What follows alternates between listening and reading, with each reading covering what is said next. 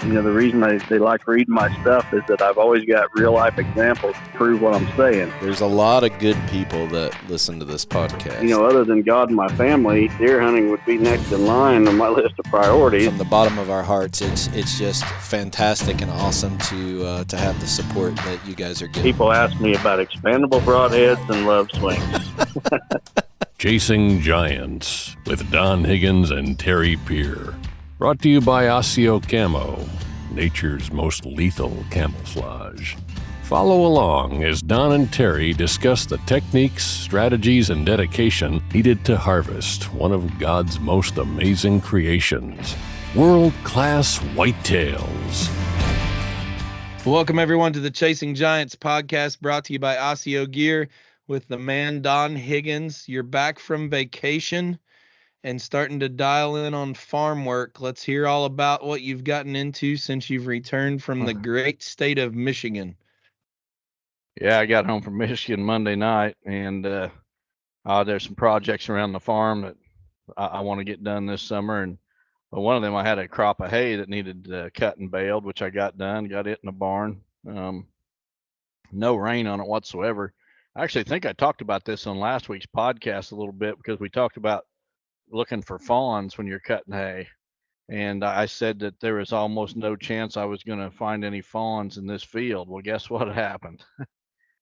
I was on my first round cutting around the edge of this field, and the field's surrounded by a fence, so you wouldn't think there'd be any deer in there, and part of that's an 8-foot fence.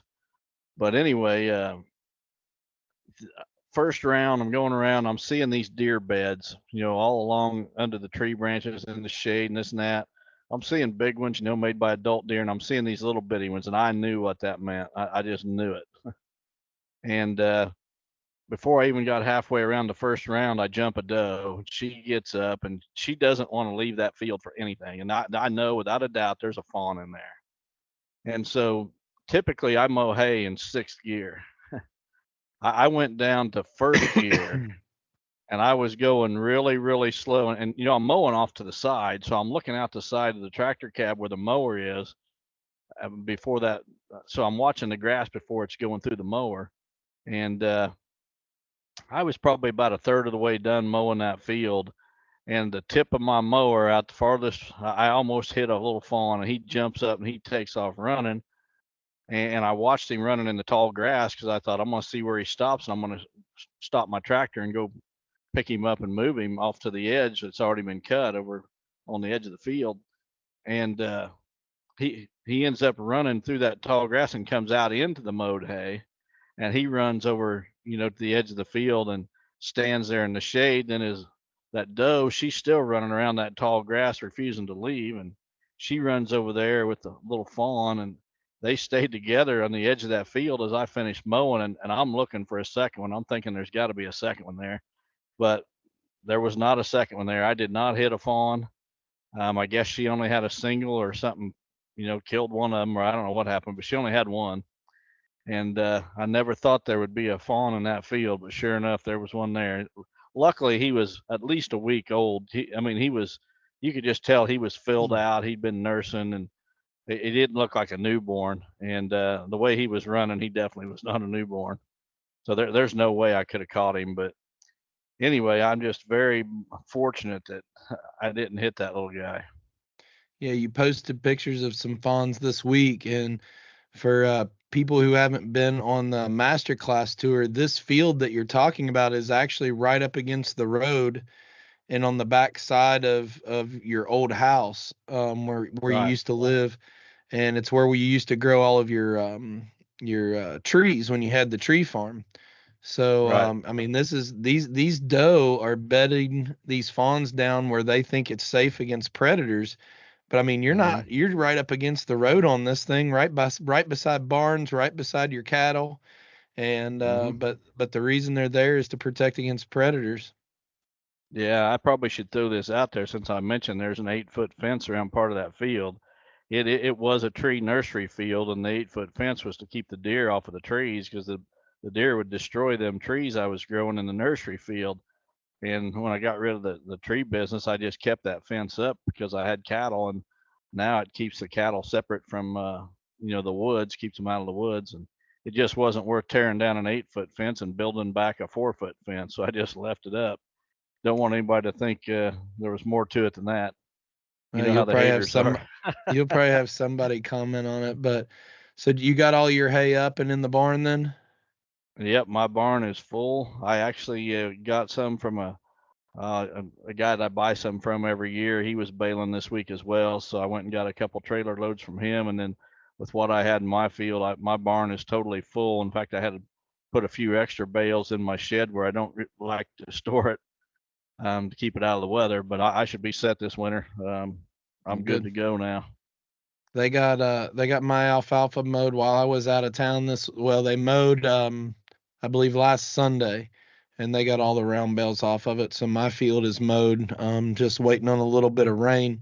Speaking of rain, a little bit later in the podcast, we're going to be talking about some concerns of EHD and what this drought is setting up for, and some concerns that you have that you want to let everybody know of. We got kind of a weird dialogue we want all of our listeners, who, especially the ones that are listening on YouTube, to give us some feedback on, because we're in a little bit of a dilemma with playing with some of the analytics of YouTube that we just want some feedback on. We want to make sure that everybody understands what we're going to do and try and why. And then we got some good questions today that we're going to talk a little bit about, but I want to apologize in advance if I'm hawking and coughing.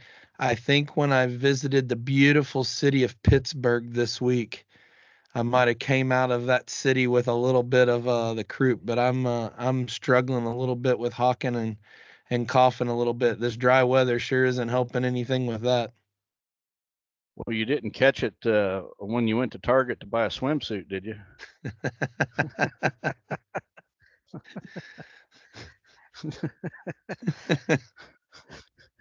I tell you what, it's amazing that these companies still do this stuff instead of just.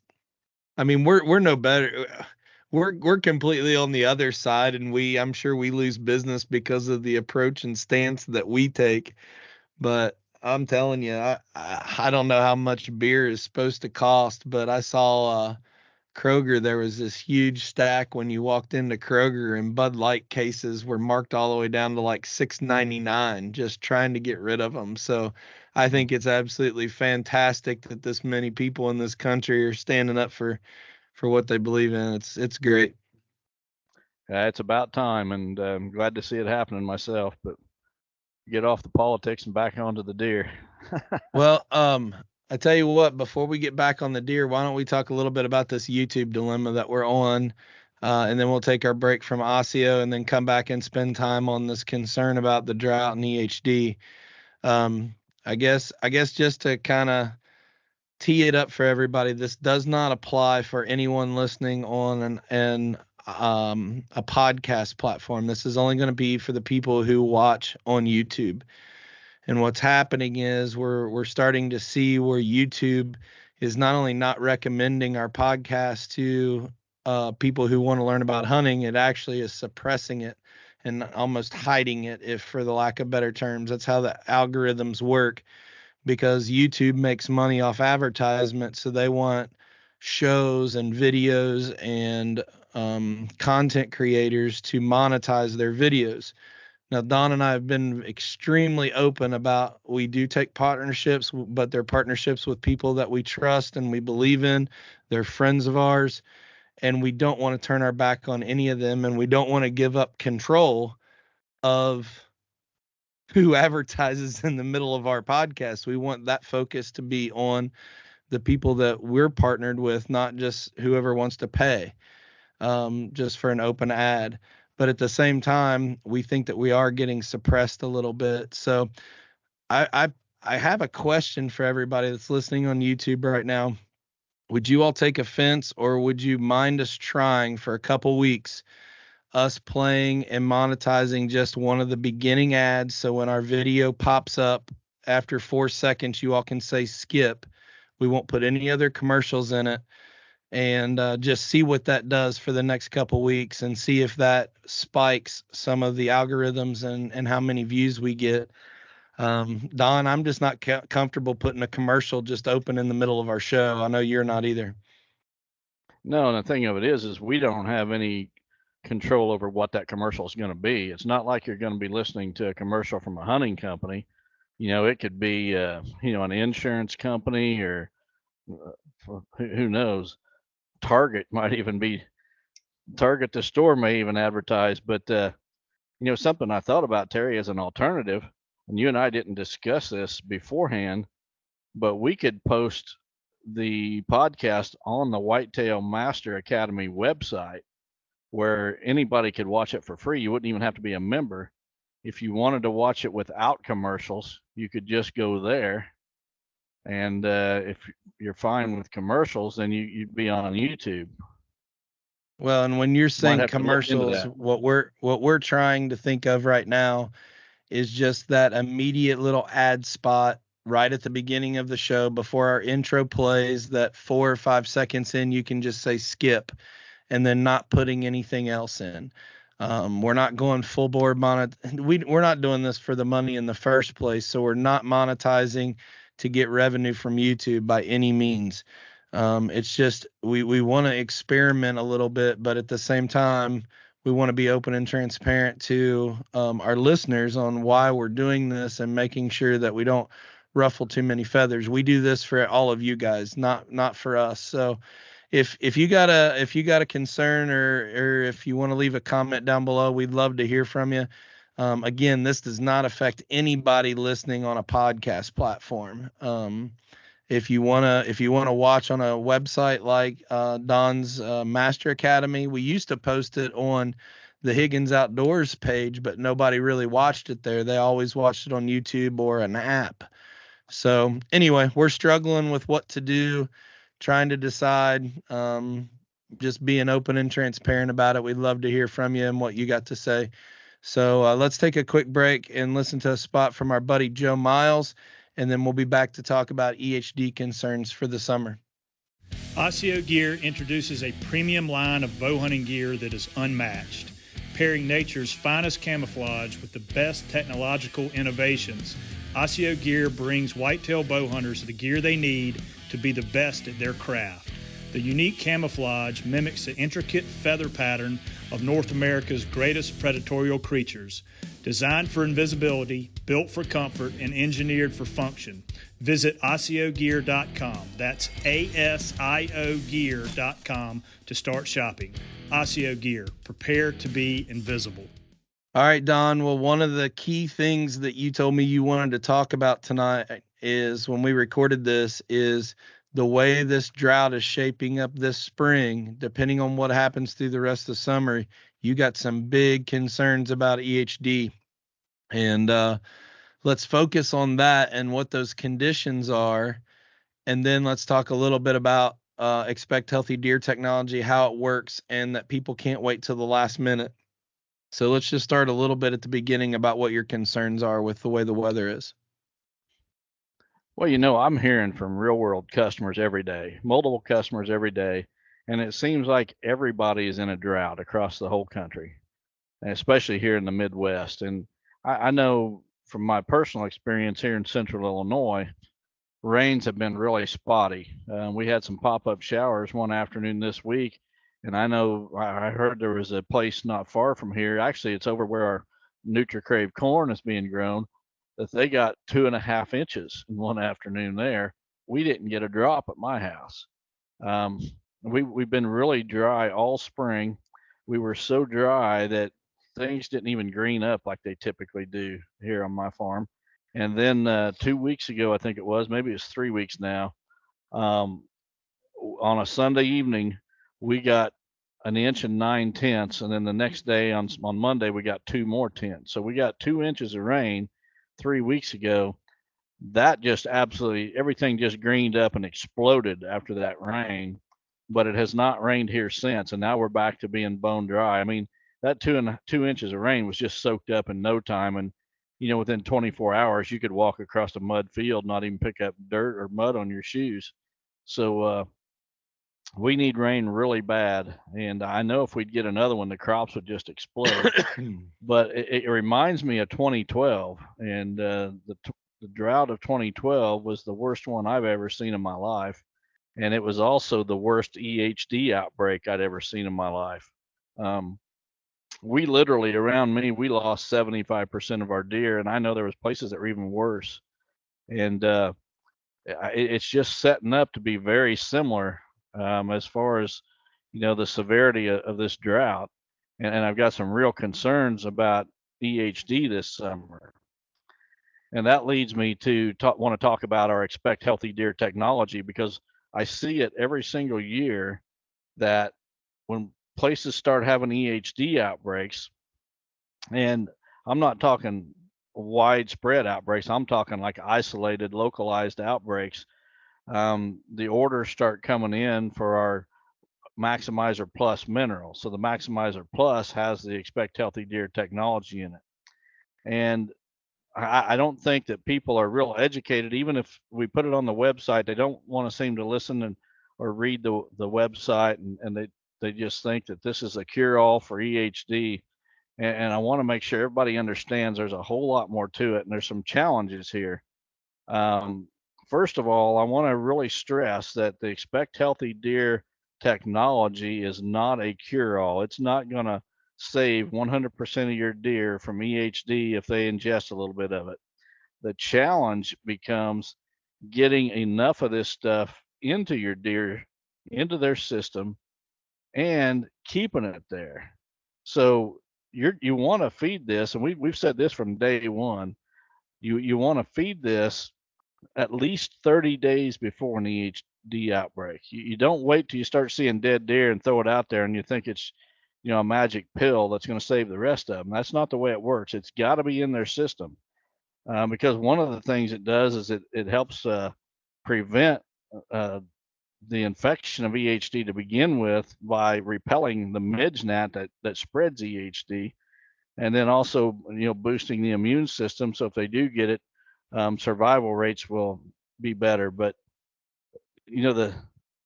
the challenge is getting it into them, getting enough of it into them, getting it into them early enough before the EHD hits. And I strongly urge, if you're going to do it, you need to be starting pretty quick, and you need to do it. You need to do it whole hog. You either go all the way in, or you don't even spend your money on it. If you're in a state where you're allowed to supplemental feed, you need to get your feed. We got two different options. We've got the feed concentrate, which has the EHD in it, and then we also have a feed supplement. And you mix that with your grain, your corn, your roasted soybeans, whatever, and that's how the deer can get it, as well as mineral. And when you put that mineral out, you want all kinds of mineral licks on your property. You don't want one mineral lick, because a deer needs to ingest this stuff regularly, almost daily, and they need to get enough of it when they do ingest it. They need to keep that in their system. So, don't wait. If you're going to do it, get started right now and go whole hog, do the mineral, the feed, and everything. And if you're not committed to doing that, my suggestion is that you don't spend the money, just being obvious. And what other business owner is going to tell you, don't buy my product? But folks, I want you to have good results with it. And I'm telling you, either go whole hog or don't do it at all, because I don't want you to be unhappy when you throw a bag of mineral out and you find dead deer anyway. You need to have multiple mineral licks. You need to do the supplemental feeding if it's legal in your state, and then we'll just hope for the best as far as the drought conditions. Well, it happened, like you said, it happens every year. Somebody finds a dead deer, and then they start wanting to feed our stuff, and it's just not going to work. Even for the captive deer industry, we've heard a couple examples of where they had a test positive, and then they force-fed deer, and one lived through it or whatever. Couple cases of that, but folks, this stuff is in captive industry. They're regulating every ounce of intake in a feed ration that those deer are doing. In the wild, we just don't have that. We don't have that luxury. So it's a matter of getting enough in early enough to help. So keep that in mind. I hope we get rain. I drove home from Findlay, Ohio, which is just it's probably a little bit closer to Toledo, Ohio than it is down around Dayton. And I went through like 4 or 5, just scattered pop-up rain showers.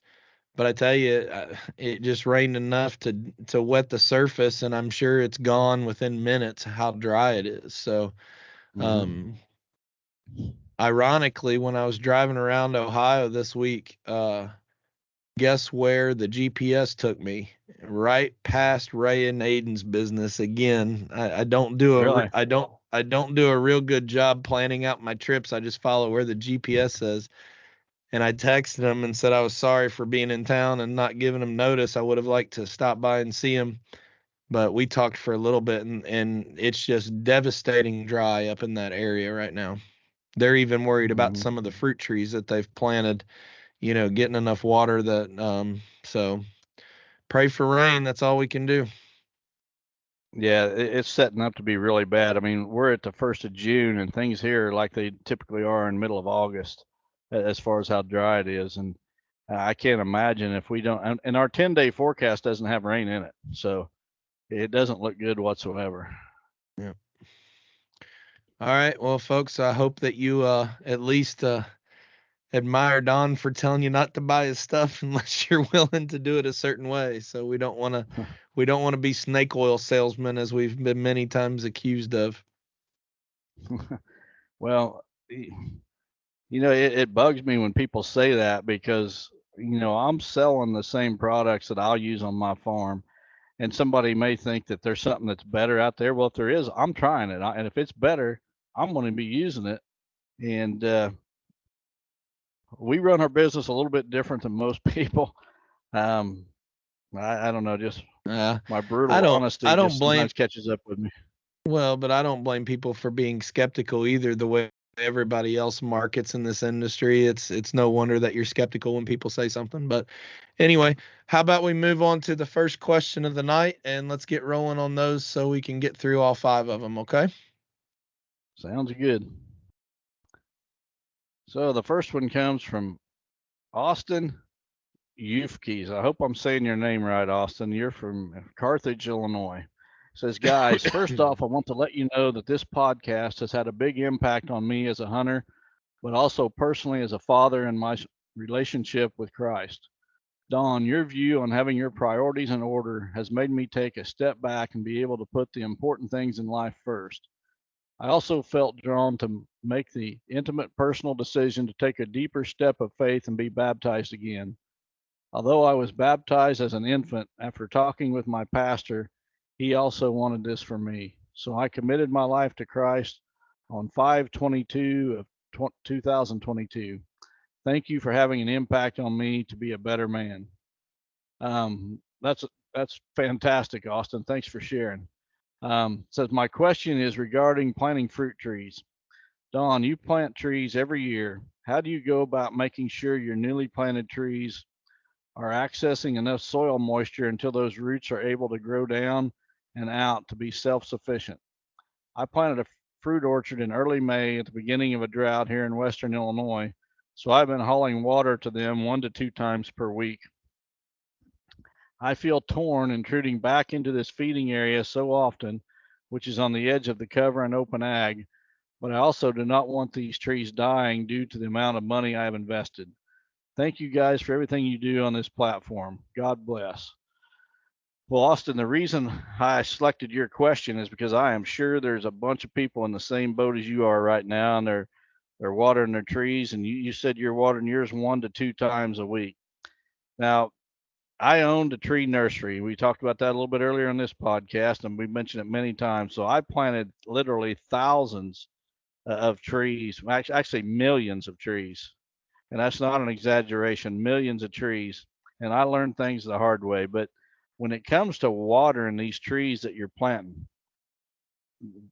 you can actually overwater them. You can water them too much, and twice a week is too much. So if you're watering that tree twice a week, that tree does not have to grow roots and look for water. It's got all the moisture it needs right there because you're supplying it. So what you want to do, and when I was, planting trees in people's yards, shading landscape trees and such, I would tell them, you want to water your trees twice a month, on the 1st of the month and the 15th of the month. Those 2 days are your watering days. But when you water on those 2 days, you want to absolutely drench that entire root ball. You don't want to just pour a couple gallons on it and call it good. Whatever size that root ball is, if it takes a garden hose sitting on that tree for 30 minutes, whatever it takes, that entire root ball should be totally saturated. Give that tree a really good drink, and then you're waiting 2 weeks. And over that 2-week period, that ground is going to dry out around that root ball, and it's going to force that tree to start growing his roots and looking for moisture.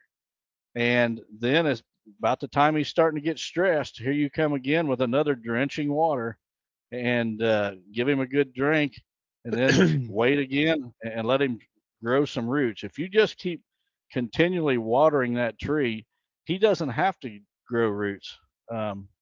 He's got all the moisture it could ever need.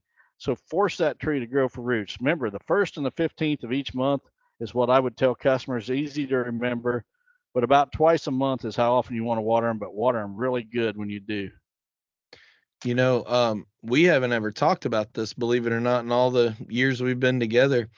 My company paid to have some trees put in at different times for, the landscaping. Big corporations will have that all contracted out. And several years ago, they put in some young maple trees, and the landscaper provided these green bags that they filled with water, and it zipped up and basically made this balloon around the base of the tree that leached into the soil around it. And then when the next phase, this was probably 15, 20 years ago that they supplied all this, and they'd come around and fill them up, and then that would just constantly leach out. We did some more trees here not too long ago, and I asked the landscaper if he was putting those bags on there, and he said the exact same thing you did. He said, I'd rather come and water them not so often to keep them alive, but make that root ball go and find the moisture. That just leach in there basically doesn't create them to go and try to survive the way God intended the tree to work in the first place. Right. Those bags are called tree gators. They've been around for several years. I remember when I had the nursery, I never did use them because I just didn't believe that continual slow release of water was the best way. I think it's way better to just totally saturate them and then let it totally dry out and then come back and saturate it again. So this might be to do what you're talking about, to get that much water. You're probably talking about putting a water tank in the back of a side-by-side, or possibly hauling a ICB container, one of those big bottles inside of an aluminum frame around on the front end of your tractor, and taking a little bit more time to drench that root ball. Yeah, I remember during the 2012 drought, I still had the tree nursery. Actually, it was in the field where I just talked about that. I just baled the hay, and you can actually go back on old Google Earth images, and you can see the tree rows there. But anyway, what we was doing, I was taking one of those 275-gallon totes that you was just talking about, Terry, and I would, when I would grab it with the skid loader, I would have the nozzle sticking out to the side, and I would put about a 2-foot piece of hose sticking out just far enough that I could see it. And I was driving down the newly planted trees that we just planted that spring. I was trying to keep them alive, and I would drive down the road on the skid loader, and I would stop at each tree with that hose coming off the side, and do it that way. And I wouldn't turn the thing off, jump on and off to turn it off. It was just too much work, really. So I would hurry up and drive to the next tree, then I'd stop and drench it. But on a typical potted tree, you're probably looking at about 5 gallons of water. You really want it to not only saturate that root ball, but that soil around that root ball, soften it up so those roots can penetrate and grow into it. But I knew there was probably a lot of people facing this same thing, and that's why I picked that question. Well, people put a lot of money into trees. There's no doubt about it. Let's talk just a little bit about the intrusion part of his question. Doing it less often is obviously taking some pressure off of the property. Instead of doing it twice a week, doing it twice a month. And but on a piece of equipment and doing it right, middle of the day, you're probably okay, aren't you, this time of year? Oh yeah, this time of year it's not going to be a big deal at all. And any habitat improvement is going to cause some human intrusion. My thing is get it done, get it out, and that's why in a specific area I don't want to come back for multiple years and plant trees in the same general location. Come in and plant however many you need to, get it all done, get them all established, get them all caged, watered, get the roots established, and then get out and stay out. You don't have to come back the next summer. It's when you just continually add to your planting. Well, I've started this orchard. Now I'm going to add 10 more trees this next spring. And then I'm going to add 10 more the next spring. No, do it all, get it done, take care of it that first year like it needs to be done, and then get out and stay out. All right. Good advice. We'll move on to question number 2.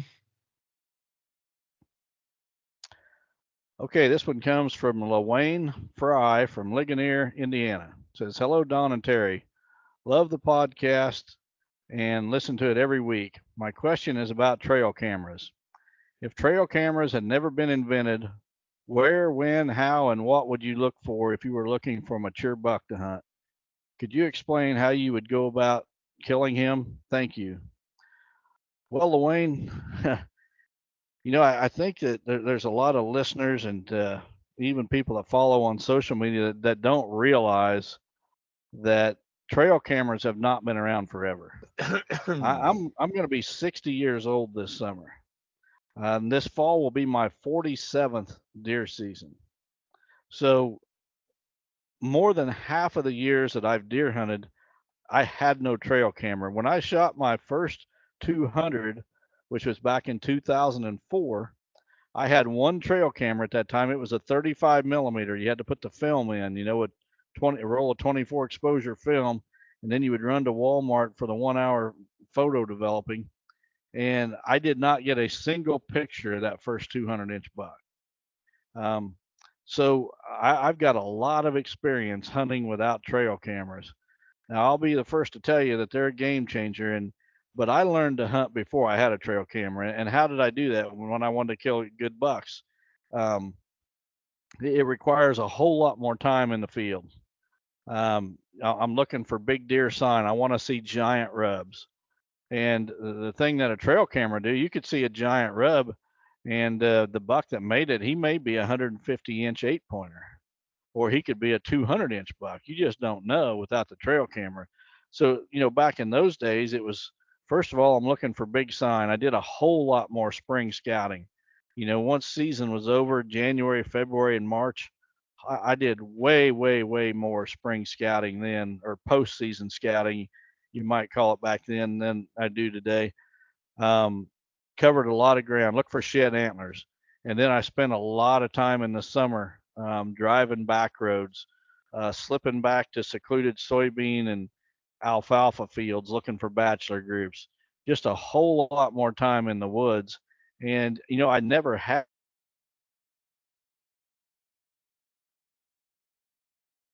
finding stand locations. I think that that woodsmanship part of it is something that I got a pretty firm handle on before trail cameras come along. So I'm using my trail cameras to find those bucks, not to put me in position to kill them so much. Although they do tell me what property I need to be on, they're not telling me what tree to put my stand in.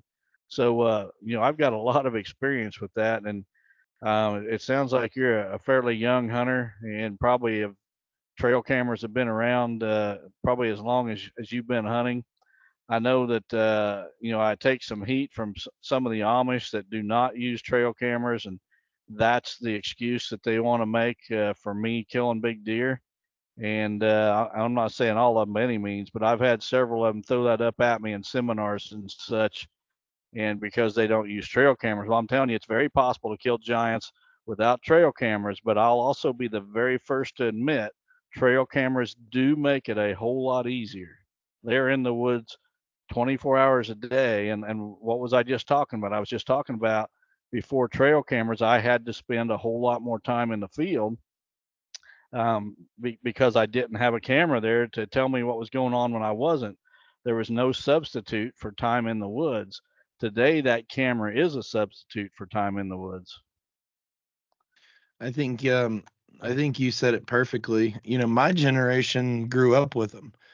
Right right when we started hunting, got to be late teenagers, started to be the one where you could what was it? You would tie the string across the trail real low, and it would and then it got to be where it would pick up and sensor, and it would just give you a timestamp on something that went by the trail. And I even remember when the first video side, and you would actually put a video camera in this big mailbox thing and put it out there to try to get video footage of them. My generation never grew up like yours did, or how Foster did, just sitting there when he was in for turkey season, just talking about how he used to scout and spend time in the woods. But I never got that experience. I learned the woodsmanship on the backside of having trail cameras, so it was a little bit different for me than you. But I will say that after spending as much time as I have with you, you're not setting up or hunting technique has changed at all due to trail camera. But I do think what trail cameras have done for you is let you branch out and look for these elite ones a whole lot more. If it wasn't for trail cameras, you'd be looking and spending all of your time on fewer properties, which now you're running cameras across so many states looking for the extreme end of the bell curve versus just finding, a giant buck. And I do think that that's probably what's put you in the position you can go after. And your goals are different now than what they were back then too. Right. You're at a different stage of your journey. So I think there's a lot of elements to it. The other thing the trail camera's done is my actual hunting, the in-season hunting, sitting in a tree, bow in hand. I'm now doing it every day. I know that there's a target buck in that woods, or I'm there with a specific purpose. Maybe there's an up and comer that I don't intend to shoot, but I want to get some video footage or whatever. And I'm not wasting time, you might Right. say, sitting in an area where there's not a buck that I would shoot. And speaking of the guys that don't use trail cameras for whatever reason, I've got all the respect in the world for those guys just because I use them. I don't think everybody has to use them. It's like, traditional archery gear. I don't use traditional gear, but I got a ton of respect for guys that do. So we're all a little different in the equipment we use and everything. I don't want it to come across like I'm talking down to anybody, because I'm not. But the trail camera has been the absolute game changer that I've seen in 47 years of deer hunting. Wildlife Farming is the leading e-commerce platform specializing in habitat management equipment. Our mission is to make available the equipment necessary for the development of wildlife habitat and improve conservation for hunting and recreational property. We carry flagship brands like the Genesis Drill and Goliath Roller, as well as the premier brands in planting, mowing, spraying, forestry management, and fencing equipment. Food plot and habitat goals vary. Wildlife Farming is the company that can deliver the equipment to achieve these goals. Equipment is our specialty. Our staff is trained and familiar with all the tractor and skid steer brands to make sure you get the right piece of equipment to get the job done right the first time. At Wildlife Farming, we only sell quality equipment, and we have the support and expertise you need. Please visit wildlifefarming.com for all of your equipment needs. This one comes from Anonymous. He says, "Hi, Don and Terry. We were told that deer will only digest 20% of Real World's maximizer mineral, and that another company's mineral, which I'll refrain from mentioning any names, the deer will digest and absorb 90% of their mineral. Is this just a bunch of hot air from somebody who wants to sell their product? Thanks for choosing my question. Please don't mention my name on air." Well, Anonymous, you hit the nail on the head. He already knows the answer. Yeah. It's funny. I guess it's like this in all industries, but being part of the hunting industry is where I see it.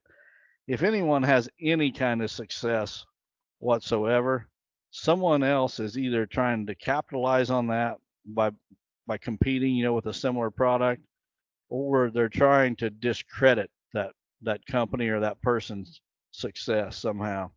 What I found real interesting is that your figures are round numbers, 20 and 90. So, does this guy who's saying his mineral is better than Maximizer, does he have the research that proved exactly 90% and not 91%, and that Maximizers is only 20% and not 25% or 23% or 27%? It's all, obviously you already know, it's all bogus. Somebody is trying to build up their product. I would be interested to know who that company is. If you want to reach back out to me, there's competing companies with Real World that I have a lot of respect for, and there's competing companies with Real World that I have absolutely zero respect for. This is America. We're all chasing our dreams, and I realize there's a lot of people have the same dream I do. We're all chasing that same dream, and as long as we're respectful to each other, that's fine. But to just make up stuff like this, I'd like to know what company's doing that. I'm guessing it's not a major company by any means. I'm guessing it's some guy mixing up some mineral in a wash tub in his garage with a shovel and throwing it in a Ziploc baggie and trying to tell people it's the greatest stuff there is. I'll stack Maximizer mineral up with any mineral out there. Here's something that you can tell your buddy that told you this. There is no other mineral marketed to deer hunters that captive deer breeders are using in their pens and buying it by the pallets. We sell pallets of this mineral to captive deer breeders every year to feed to their captive deer. These guys are growing giant bucks. They get paid by the inch. So every inch they can add to their buck is more money in their pocket. I just don't believe there's a better mineral out there, bar none. Now, with that said, I'm going to be the first to tell you again that you can throw just about every mineral there is out there and the deer are going to consume it. You can stick a trail camera on them and absolutely the deer are going to come eat them. But does that mean it's going to do anything for that deer? Is it going to improve the health of the deer? Is it going to improve antler growth, fawn production, anything like that? That is the big question. Well, this might go really sideways after what I'm getting ready to say. So you might tell me to take it out of the podcast, but I think back to a pretty long conversation that Dr. Strickland had at a master class. And I think I'm going to get the story right, where he was talking about they had all this lush food of all different types out in this food. And, these test plots or whatever. It looked like a golf course. And these deer came out and they went over to this gnarly wooded brush on the side of the food plot and they were eating it. And they couldn't figure out with all these different foods out there why they were eating that. And he said they went and took a tissue analysis of that plant and it had a really high value of something on the tissue analysis. And what his point was making is that deer regulate their diet based on what they need at different times of the year. So where I'm going is, let's say you put a salt-based mineral out that had a very low concentration of true mineral.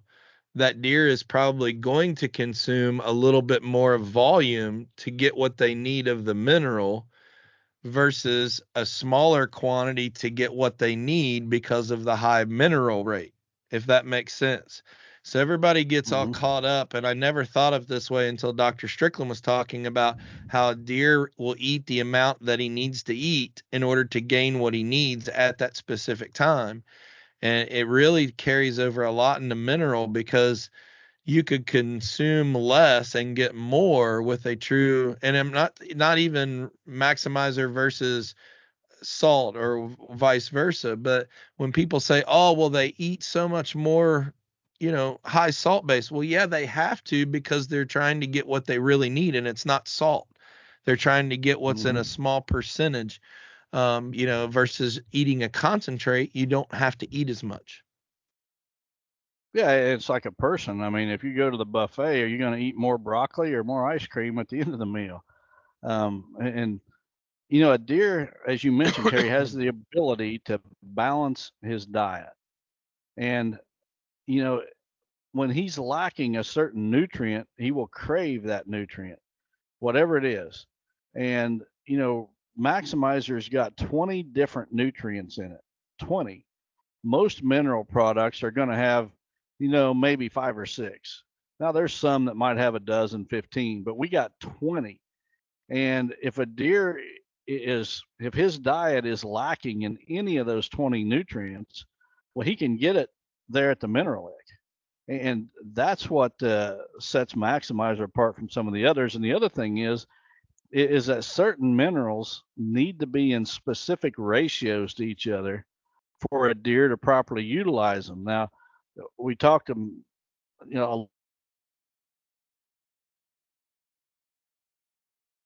needs to be in a 2-to-1 ratio. They need twice as much calcium as they do phosphorus. And that's what we stick with the 2-to-1 ratio, or real close to it in the Maximizer. Zinc and copper need to be in a 4-to-1 ratio for the deer to properly utilize it. So there is a lot of science that went into Maximizer. And again, I would stack it up with anything out there. Maybe if we were really into just selling a gimmick, we would just sell a product that we know that they would consume and double the tonnage that we would sell, instead of doing the right thing and selling what we do. We would also have a whole lot less invested in it. You can take a 40-pound bag of Maximizer compared to a 40-pound bag of some of these others, and I guarantee you we got twice as much money invested in our product because of what's in the bag. Yeah, we could sell more and we could have less invested in it. We could be double dipping on our profits right there. Yeah. Again, we're a little different. This is the biggest step we've taken in reducing vibration and sound since 3D damping. What will my new setup do for me that my last year setup did not?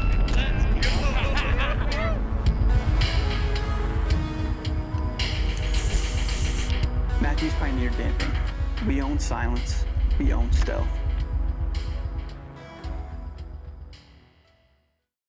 This one comes from Kevin Tolbert from Oil City, Louisiana. He says, "Thanks you both for all the great information. Being from Louisiana, I tried 1 acre of the Southern Deadly Dozen blend last fall. My 10-year-old daughter killed a mature 130-inch buck with his head down in the middle of it. I hope that's a blend you plan to continue. First question, I've got 2 different plots, approximately 3 acres each. I plan to plant clover since it's the end of May. Would you plant this late or plant in fall or plant next spring after another fall blend? Second question, I am in an area where there's no crops and probably less than an acre of food plots within miles of me. Is a several acre soybean plot something I should consider, or is that more for ag country to compete with other ag? Also, rumor has it Joe Miles is considering partnering with Target to add a tucking line to Osseo gear. Could you confirm or deny?" Well, Kevin, I would just about bet that Joe Miles is not going to have Osseo camo in Target. I'll just leave it at that and let Joe speak to that if he wishes. But just from what I know, Joe, I don't think you're going to be seeing Osseo in Target anytime soon. I don't think the only tucking pouch on an Osseo is going to be to put your rangefinder in. That's about it. To answer your questions about food plots, you got me thinking about Target now. I can't even remember the question. About clover in May or wait until after another fall in the spring? I'm actually going to plant clover on my farm this year in a couple of areas, and I'm waiting till fall. It's too late now. You're setting up you're getting into the summer. It's too late. This spring, I planted some on my farm. It did not do well at all because of the dry conditions.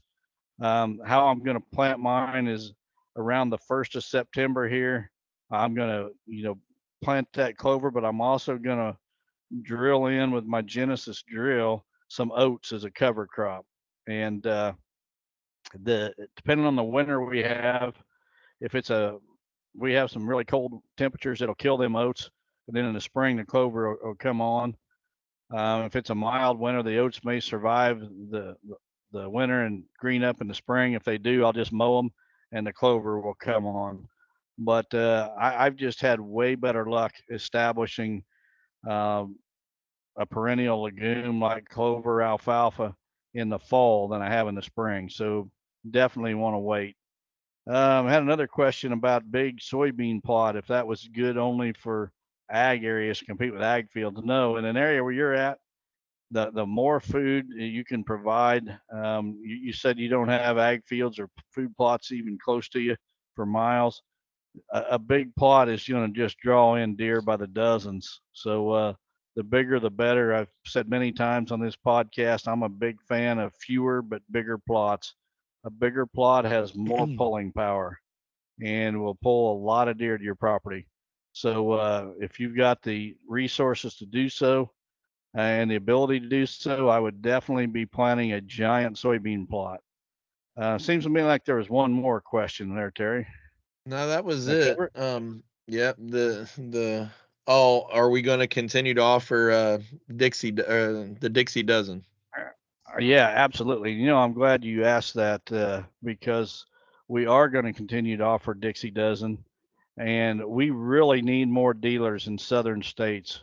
Our products, we just talked about the deer mineral in the last question, the Dixie dozen, our clover, harvest salad. We got a lot of products that'll do fantastic in the South, and we've got some dealers down there. I think we got dealers in every state throughout the South, but we need more. Those are the states where we could use a whole lot more dealers. We could even use a big distributor down there somewhere. But if you know of any business, if you're a listener and you want to buy real world products, you know a local business that might be a good fit, get a hold of us. We'll send you some material that you can take to them and hopefully get them signed up. But you're going to want to be on board. Stay. You're going to want to be on board, especially with this NutriCrave deer corn down in the South. This is going to be an absolute game changer for you guys down there that are able to feed year round, especially during hunting season. So that's going to be available hopefully around the beginning of October. Hopefully we're going to be able to get it dried down and packaged and distributed. So get on the train now, boys. It's going to be a big product this year. No doubt about it. All right, the last one, and then we'll wrap it up for the night.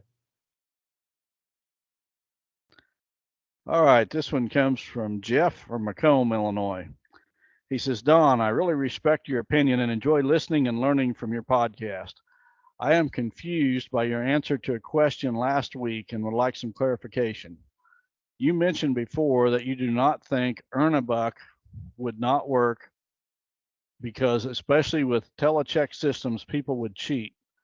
So you don't believe Earn-a-Buck would work, but you said in response to what you believe the DNR should do is work on age and sex ratio of the deer herd. Please elaborate on how you believe the DNR could work on the sex ratio. I know you mentioned that you have fought this battle too many times, but I believe now you have a bigger audience, and if we fight together, we have a better chance. I would love to fight for the same way to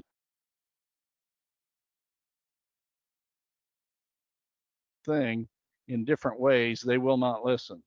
For example, I certainly agree some people and maybe tip to 50% would, but myself and other Christian men and women out there, I believe, still have higher morals than that. So I think for the second buck tag in Illinois, it should be Earn-a-Buck.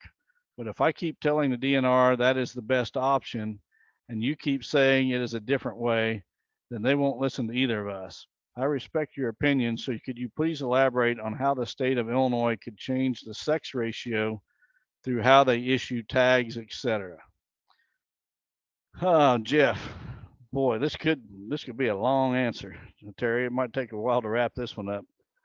So Jeff, let's start with the fact that DNR is not going to listen to me, and they're not going to listen to you. The only way, and I hope every Illinois deer hunter that has any hope at all of changing things is listening. The only way it's ever going to happen is through legislation that's pushed through with a lobbyist. Whoever's pushing this through is going to have to pay a lobbyist, and that lobbyist will push the legislation through, hopefully. A bunch of deer hunters, getting together and coming up with some ideas and, taking the time to articulate those ideas and present them to DNR, you're going to get absolutely nowhere. I've watched this DNR for 30 years. They don't give a crap about anybody. It's all political. The politics in Illinois are as dirty as they are anywhere in the world, and it spills right on over to the DNR. If you don't believe it, just look at the DNR director at this time. The DNR director has no outdoor background whatsoever. It's a lady with a nursing degree that's a friend of the governor, who he just appointed her so she can get a bigger pension. Knows not a one thing about conservation or hunting. It's all politics. And the only way that anything's ever going to happen is going to have to be through a paid lobbyist. And we're talking many, many thousands, probably tens of thousands of dollars. And this lobbyist will work to get various legislators on board to push through legislation, and also try to bring in other special interest groups such as the Farm Bureau or tourism department or whatever, and to combine forces to get anything done. That's the only way it's going to happen. It's not going to happen through hunters unless they've got a lobbyist. And here's another thing about the DNR. If I am involved in any way, they're going to just close the door. There's people, I'm not politically correct. If you've listened to one podcast, I'm not politically correct. DNR does not like me. They can't stand me. And for my name to be associated with any efforts to change anything is 2 strikes against you right out of the gate. So somebody else is going to have to do it. Yeah, I may spread the news through my various venues, podcasts, social media, whatever, but I am not going to be involved. I've wasted enough of my life being involved trying to change things for the good of all hunters in the state. And the other thing is, you try to change it for the good of everybody, and a significant percentage of the deer hunters don't appreciate it and will blast you every step of the way and insult you and question your character and your motives and everything else. I'm not doing it. I'm done. I'm retired from any sort of dealings with the DNR. So to answer your question, how can we change the sex ratios of a deer herd through regulations? Well, a big one is the timing of your gun season. Let's face it, more deer are killed in gun season than any other time, or any other season. And when is the Illinois gun season? Well, it's right there in the peak of the rut. And what's happening in the peak of the rut? Every young buck is on his feet running around every evening and every morning, and he's vulnerable and he gets killed. States like Iowa and Ohio that have gun seasons after the rut, that first part of December, that's a good way to affect the sex ratios, because the bucks are just not near as active and they're not near as vulnerable to hunting pressure. So that's one way. My issue with the Erna-buck, besides the fact that I think a lot of people would cheat just to get that second buck tag, is the state of Illinois is very diverse. There are regions in the state where there's not an overabundance of deer. And in those situations, the last thing we want is people out there killing extra does so they can get another buck tag. There's actually a 5-county region in east central Illinois where you're not even allowed to kill a doe during the month of October, I believe it is. That's the way it used to be. I haven't checked up on that regulation because it don't affect me in a year or so. But, we got to realize that this state is very diverse. We got the Big Shawnee National Forest in the southern part of the state, and in the central part of the state, we got wide open ag prairies. And then you get up in like the northwest corner and along the major rivers, the Mississippi, Illinois rivers, and the drainages that lead to those. It's just all totally different. And we can't have one regulation that's going to affect the whole state equally. we can have one regulation across the state, but it's going to affect different regions differently. And that Ernebuck would be absolutely devastating in those areas where does where the deer herd is not significant, where does do not need to be shot. So I think it has its place. There are definitely regions where Ernebuck would be a good thing, but on a statewide level, I absolutely would not support it. How about a free Obama phone for every doe that you shoot? That'd be one of your Illinois boys' idea there. Yeah, but they'd make us pay for it, and they'd just send them all to Chicago.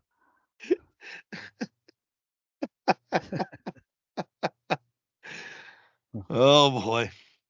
Yeah. Well, I don't know but what. Jeff, I hope Jeff is trying to do something to help the herd. I hope he's organizing. I know there's a couple of other young guys that have expressed interest in the last year or so. One I can think of, Jared, who's probably listening to this, and then Jake, works in the outdoor. Both of them guys actually work in the outdoor industry, but there's some interest in some young guys organizing and getting something done. But I've told them all, what you need to do is have a fundraiser and raise a bunch of money and spend that money all on a lobbyist. It's going to take a lobbyist, and I can steer you in the right direction of the lobbyist you need. If you want to contact me privately, I'm not going to throw his name out here on the podcast, but I can share some lessons I learned. But if you're just thinking that you're going to go in and have a meeting with the DNR and they're going to listen to you, you're sadly mistaken. The politics of this state absolutely will not allow that. I agree with you 100%. Though the best way that we could help with this podcast is if some people want to run with this and do something and hire that lobbyist, we will share the news about your fundraiser on this so everybody knows about it. After that, absolutely. The Don Higgins needs to be outside the scope of anything you guys decide to do. Yep. Because you've been you've been so politically correct your whole career. If people think you're bad now, they should have known you 15 or 20 years ago. Well, that's true, because I have really mellowed out, believe it or not. And people that know me will tell you that I've really mellowed out. Ask Todd Hewing, ask Al Foster. I've mellowed out, and I may still have a long way to go, but I know when to pick my battles now. I used to be ready to do battle on everything, but I've gotten a whole lot better about picking my battles. Well, it's June 4th for those listening on the day this is released. I don't know about you, but all of my field work's done. I need to refresh some maximizer sites tomorrow. And I tell you, one of the projects I got to get going on here, Don, is with the price of lithium batteries, I'm going to be upping how many external battery packs I'm going to be running using four-wheeler batteries or solar panels. So I need to start working on that a little bit, and maybe I'll get a trip to Home Depot or Menards or something this week and acquire a few more four-wheeler batteries. And I got a bunch of ammo cans around here and start prepping those. It's not going to be long, and trail camera season's going to be coming. Well, I got something to share, Terry. You've been I don't know if you've made fun of me, but you've mentioned my prehistoric sight on my bow. that old sight that it's like an old rifle sight. I've had a lot of people comment on it. You don't use a peep. You line up a front and a back pin like you're shooting a shotgun or a pistol. Yeah. I don't make fun of you about it. Well, it's kind of crude, to put it that way. Eradicator is the name of the site. They're a company out of Michigan, and they've been out of business, I think, for several years now. But I've used that Eradicator site for probably 25 years or more. But I bought a new site this week, and my arrows are all being refletched. I'll talk about that too when I get them back. But I'm really anxious to shoot my bow with this new sight. And if it works as well as I hope, it was designed, the marketing tagline or whatever on the website says that, I really peeked up and read you're more. gonna And have- I ended up buying one. You're gonna have to repeat that because your internet stalled out. What did the tagline on the marketing say? It said design, or it says perfect for older hunters with failing eyesight. And I fit the bill perfectly, and that was what sold me on it. I'm going to try it, and if it works as well as I hope, I'll be sharing it with everybody here. We'll see what happens. So do you know anybody that works there, or did you just find it? I just I found it. It actually popped up on my social media while I was in Michigan, and I was so intrigued I took a screenshot to make sure I didn't forget the name of the company. And then when I got home, I got on their website and read further and watched some videos, and I thought, I got to try this. So what algorithm and analytic says old guys with bad eyesight and you pop up to advertise on? So they knew me pretty well, didn't they? They got me figured out. But I got high hopes for that site. We'll see how it works. Yep. So you'll have that put on your Matthews bow, and then get comfortable with it, and then you're gonna have a new bow show up in September. That's gonna be the early release for Matthews 2023 release in November. So hopefully we can get you comfortable with it and then put it on your new rig that shows up in September. Yep. I'm ready to roll. I'm telling you, I'm fired up. Last night, this is one of my favorite things to do, and for the entire year is in the summer, in July and August, is to spend my evenings glassing fields and going, back off the road and slipping through the cornfields and popping in on a isolated soybean field or alfalfa field and looking for those bachelor groups. And last night I got on my four-wheeler and I drove some back roads and just checking out the crop situation, where the soybean fields are, where the corn fields are, because you obviously can't see them in the corn. You need to find those soybean fields where they're likely to be. So I was scoping out where I'm going to be looking here in another month or so. And I just get so fired up this time of the year waiting to get them cameras out. It's even, I think I posted today, I even look forward to this more than I do the November rut, because when the rut rolls around, I know what bucks are out there. And the anticipation of seeing them is high, but you know what's there. This time of the year, you don't know the buck you're watching. Did he put on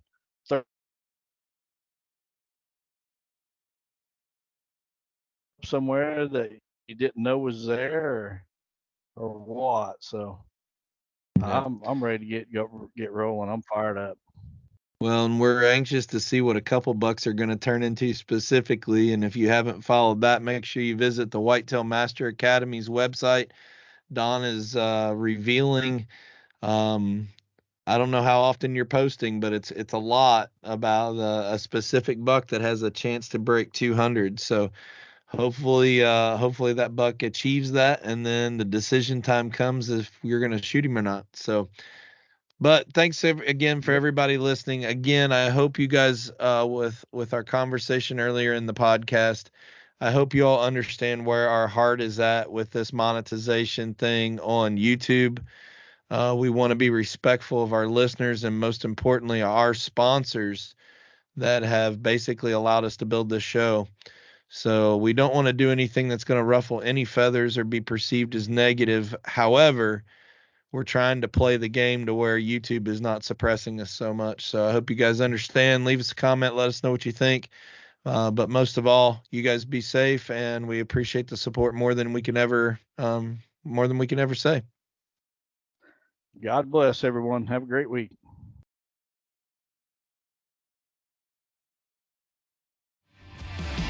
Chasing Giants has been brought to you by Osseo Camo, Via Farm Real Estate Company, 360 Hunting Blinds, Victory Chevrolet, Real World Wildlife Products, Matthews Archery, Novix Tree Stands, Gingerich Tree Farm, WildlifeFarming.com, Quiet Cat, and Vortex Optics. Thanks for listening, and tune in next week for another episode of Chasing Giants.